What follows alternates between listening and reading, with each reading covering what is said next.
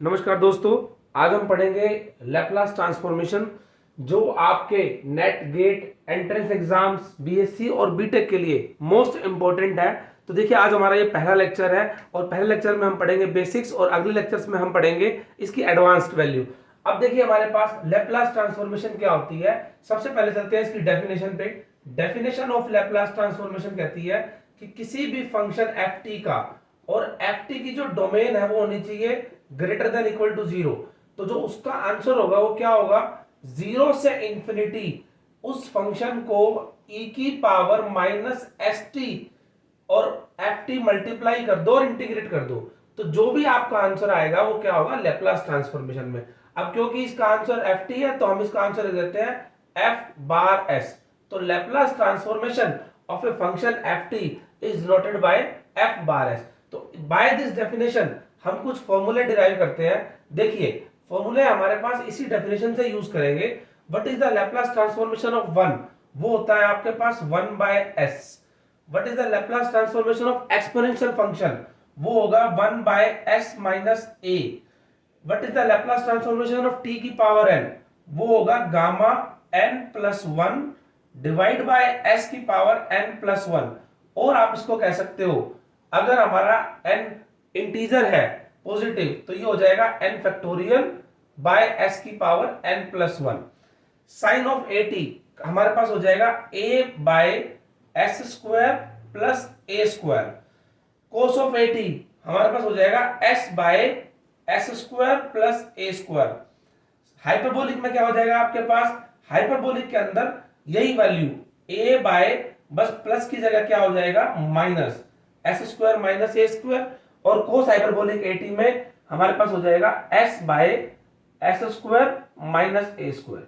आपको ये फॉर्मूले याद रखने पड़ेंगे क्योंकि इन्हीं फॉर्मूले के बेस पे हमारे क्वेश्चन चलेंगे। तो देखिए, सबसे पहला हमारा टाइप वन आता है which is the question based on the formula direct. तो देखिए, हमारे पास पहला क्वेश्चन क्या है, Laplace of exponential algebraic sine और कोस। ये क्वेश्चन है, इसको सिंप्लीफाई करना है। तो आप क्या कीजिए, लैपलास ट्रांसफॉर्मेशन क्या करती है, प्लस और माइनस वाले फंक्शन में अलग अलग हो जाएगी।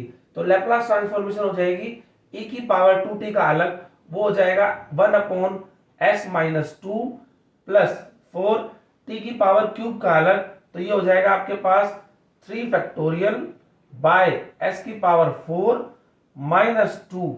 साइन ऑफ 3t का हो जाएगा हमारे पास 3 by s square plus a square. तो ए 3 स्क्वायर हो जाएगा हमारे पास 9 again plus 3। Cos of 3t का हो जाएगा हमारे पास s by s square plus a square यानी कि 9। अब देखिए, हमारे पास सिंप्लीफाई कर लीजिए, अगर ये होता है तो 1 upon s minus two, 3 factorial is 6, 6 into 4 24 by s की power 4 minus 6 by s square plus 9 plus 3s by s square plus 9।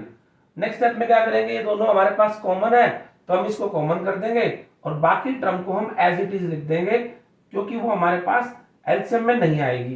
तो ये बन जाएगा आपके पास 3s minus 6 by s square plus 9। तो दोस्तों, इस तरह से हम अपने फॉर्मूला बेस्ड क्वेश्चंस को सिंप्लीफाई कर सकते हैं।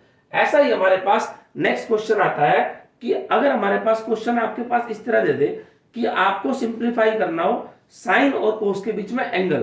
तो आपके पास क्वेश्चन है आपके पास जैसे, what is the Laplace transformation of sine of at plus b। Now this is the Laplace transformation, आपको फाइंड आउट करना है। तो देखिए दोस्तों, sine of at plus b में हमारे पास कोई भी फॉर्मूला है वो नहीं लगेगा। तो हम क्या करेंगे, इसको सिंप्लीफाई कर लेंगे। हम सभी को पता है कि sine of at plus b, a plus b का फॉर्मूला अप्लाई कीजिए। यहाँ पे क्या बनेगा, हमारे पास होता है sine a cos b plus cos a sine b। हमने फॉर्मूला अप्लाई कर दिया। नाउ कोस b और साइन b, इनमें तो हमारे पास t है ही नहीं, तो ये हमारे पास कैसे ट्रीट हो जाएंगे, ये ट्रीट हो जाएंगे एज ए कांस्टेंट वैल्यू।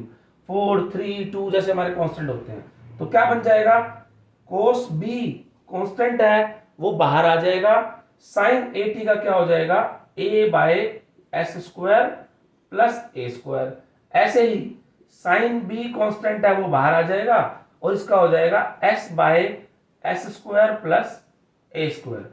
इसमें से कुछ कॉमन आ रहा है, जैसे S square plus a square को एलसीएम ले लेना, तो क्या बन जाएगा हमारे पास, ये बन जाएगा a cos b plus s sin b divide by s square plus a square. देखिए इस तरह से आपको कंफ्यूज नहीं होना है, आपको अपने बेसिक जो पैरामीटर्स है उस पे चलना है और अपने क्वेश्चंस को सिंपलीफाई करते चलना है। आपको ये फॉर्मूले याद रखने हैं और उसके बेस पे अगर डायरेक्ट हमारा क्वेश्चन लगता है तो उसको सिंपलीफाई करना है और सॉल्व करना है। इस तरह से आप अपने सभी डायरेक्ट फॉर्मूला बेस्ड क्वेश्चन को सिंपलीफाई कर सकते हो। हमारा नेक्स्ट लेक्चर, ये हमारे पास लेक्चर नंबर 1 था। नेक्स्ट लेक्चर में हम इसका एडवांस वर्जन सीखेंगे। दोस्तों अगर आपने इस चैनल को सब्सक्राइब नहीं किया तो सब्सक्राइब करें, शेयर करें, लाइक करें। Thanks for all of you watching this video.